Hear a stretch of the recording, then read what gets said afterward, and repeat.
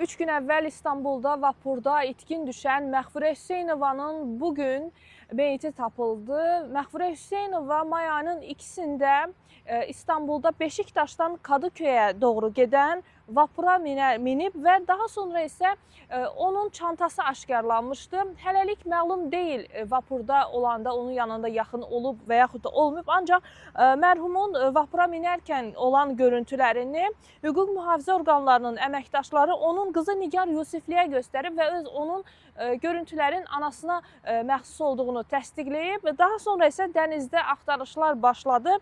3 gün ərzində davam edən axtarışların nəticəsi bugün məlum oldu və təəssüf ki, Məğfurə Hüseynovanın meyti Haydarpaşa sahillərindən tapıldı. Tam da vapurun dayanacağı nöqtəyə yaxın bir ərazi idi. Kamera görüntüləri hal-hazırda izlənilir, ancaq ilkin məlumata görə mərhumun dənizə düşdüyü ərazidə kamera olmayıb, ancaq yenə də hazırda araşdırma aparılır deyə bilərik və mərhumun cəsədi tibbi ekspertizaya göndərilib. Əgər Məğfurə Hüseynovanı tanıyanlar və hadisəyə dair məlumat olanlar varsa, şərhlərdə ətraflı məlumatlar yazsa, biz də məmnun olarıq. Çünki Azərbaycanlı xanım İstanbulda tətilə mi gəlib, yoxsa burada mı yaşayırdı? Bu barədə hələlik məlumat yoxdur.